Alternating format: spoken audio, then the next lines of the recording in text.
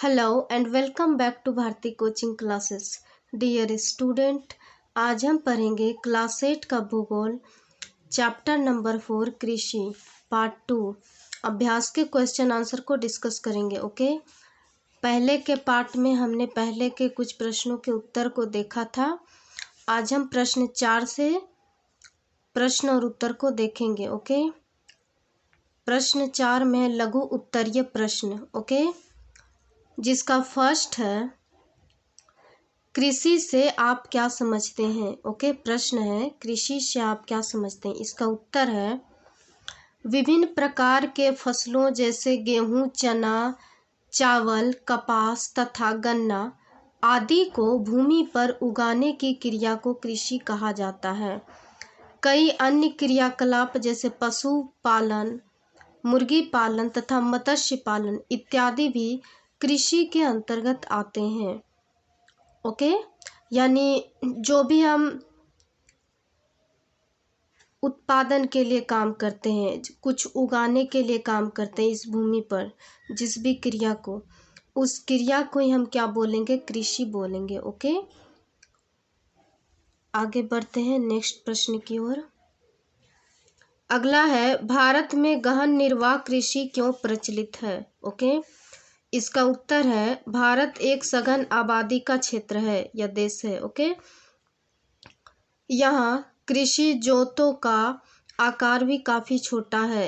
इन्हीं कारणों से एक गहन निर्वाह कृषि प्रचलित है। यहाँ का मुख्य फसल चावल है।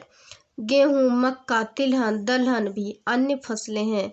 इस प्रकार की कृषि दक्षिण पूर्वी एवं पूर्वी एशिया के मानसूनी प्रदेशों में प्रचलित है। ओके, गहन निर्वाह कृषि क्यों प्रचलित है, क्योंकि भारत में इसके काफ़ी ज़्यादा उत्पादन है। ओके, और भारत एक सघन आबादी का क्षेत्र है और इसीलिए यहाँ पर कृषि के जोतों का आकार, जोतों का यहाँ पे अर्थ है जोतने वाला। ओके, तो वो कम है यहाँ पर, और यही मुख्य कारण है कि यहाँ पर गहन निर्वाह कृषि प्रचलित है भारत में। ओके, बढ़ते हैं नेक्स्ट प्रश्न की ओर।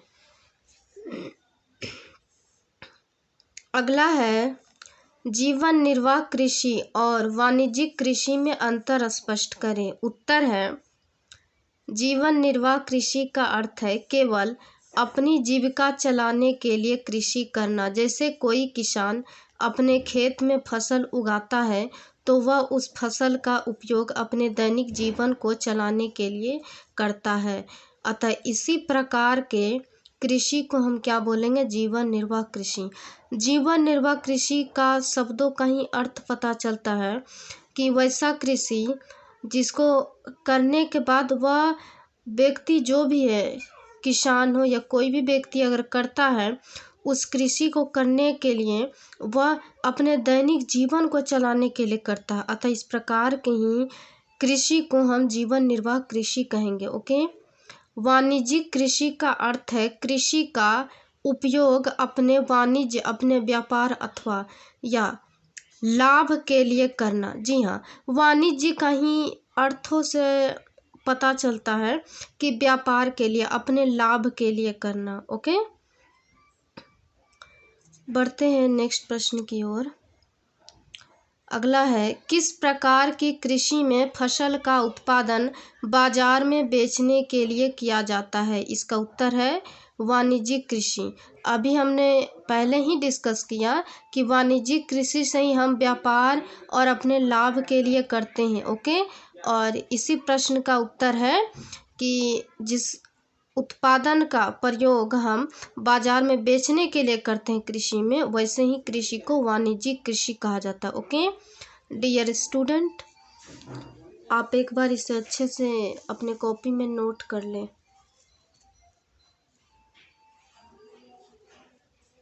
ये बहुत ही हेल्पफुल है आप सभी बच्चों के लिए। ओके,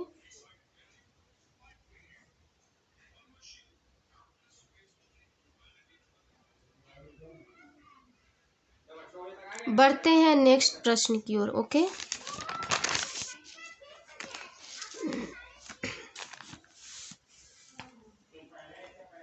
अगला है 5 नंबर में अंतर बताएं, जिसका प्रथम है रोपण कृषि और वाणिज्यिक कृषि, यानी कि रोपण कृषि और वाणिज्यिक कृषि दोनों में अंतर बताना है। पहला रोपण कृषि में ए नंबर में है, इस प्रकार की कृषि में रबर, कहवा, कोकोआ, चाय, मसाले, नारियल की एकल फसल की जाती है। ओके। वाणिज्यिक कृषि का ए नंबर में है, वाणिज्यिक कृषि में फसल उत्पादन एवं पशुपालन मुख्यतः आर्थिक लाभ के लिए किया जाता है। ओके।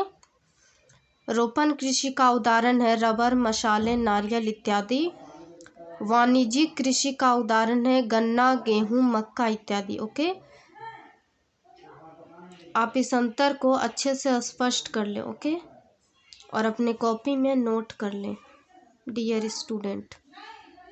बढ़ते हैं नेक्स्ट प्रश्न की ओर। अगला है विटीकल्चर और हार्टिकल्चर में भी अंतर बताना है। विटीकल्चर और हार्टिकल्चर। विटीकल्चर का ए नंबर में है, इसके अंतर्गत अंगूरों का उत्पादन किया जाता है, यानी विटीकल्चर के अंतर्गत अंगूर का उत्पादन किया जाता है। ओके। हार्टिकल्चर का ए नंबर में है, इसके अंतर्गत फलों का उत्पादन किया जाता है। ओके। विटीकल्चर का बी नंबर में यह वाइन यानी कि शराब उत्पादन से संबंधित नहीं है। ओके। हार्टिकल्चर का बी नंबर में है, यह वाइन यानी कि शराब उत्पादन से संबंधित नहीं है। ये संबंधित है, ये संबंधित है। ओके। यानी विटीकल्चर संबंधित है, लेकिन हार्टिकल्चर वाइन से उत्पादन से संबंधित नहीं है। ओके। आप इस अंतर को भी अच्छे से स्पष्ट कर लें।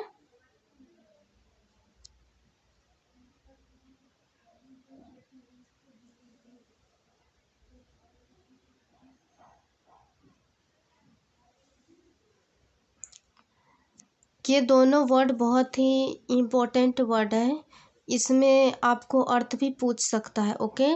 तो विटीकल्चर में आप अंगूर को ही सेलेक्ट करेंगे। ओके। ओके। और इसमें आपको ऑब्जेक्टिव में पूछ सकता है कि क्या यह वाइन से संबंधित है, वाइन के उत्पादन से संबंधित है, या वाइन के जगह आपको शराब भी दे सकता है, तो आप उसमें हाँ को भरेंगे, यस। ओके। और हार्टिकल्चर का अर्थ अगर पूछ सकता है तो वहाँ पर आप फल को चूज करेंगे, फल में सेलेक्ट करेंगे। ओके। और इसमें भी ये पूछ सकता है क्या हार्टिकल्चर वाइन उत्पादन से संबंधित है, शराब उत्पादन से संबंधित है, तो आप नहीं को सिलेक्ट करेंगे। ओके। ये नहीं है। ओके डियर स्टूडेंट, आप इसे अच्छे से अंतर को अपने कॉपी में नोट कर लें, it is very helpful for you. Okay. बढ़ते हैं नेक्स्ट प्रश्न की ओर।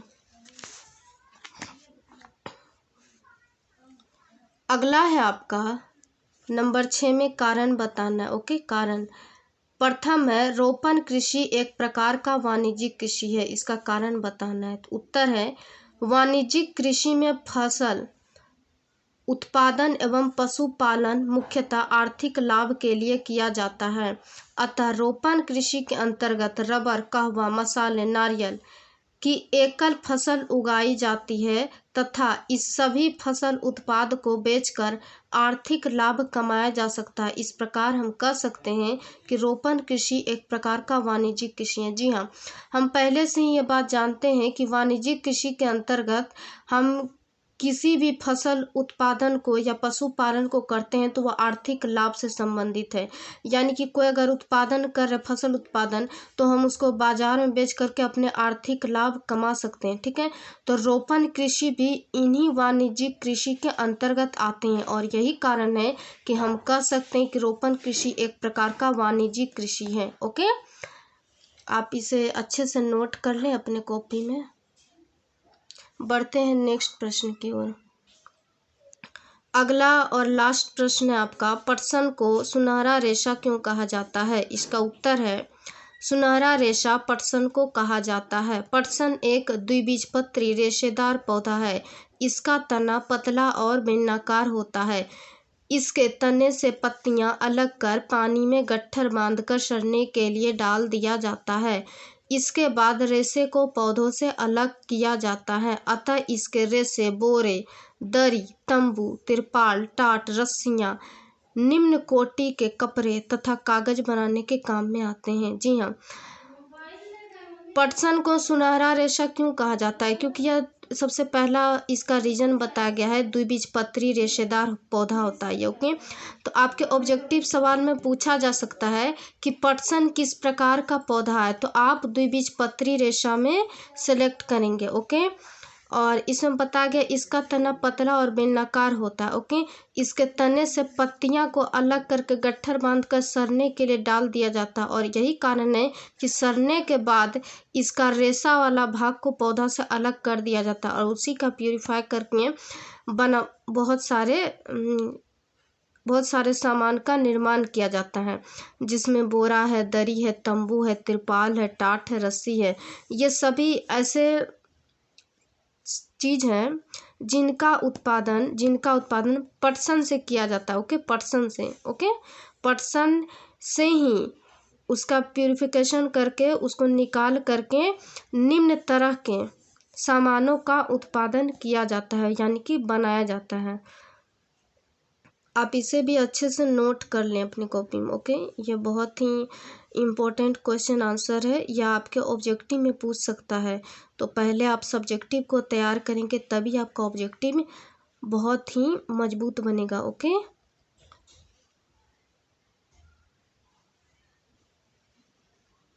सो डियर स्टूडेंट, आज आपका चैप्टर नंबर 4 इंड होता है। ओके, आगे के पार्ट में हम आगे के प्रश्न उत्तर को सॉल्व करेंगे, आगे के चैप्टर को देखेंगे।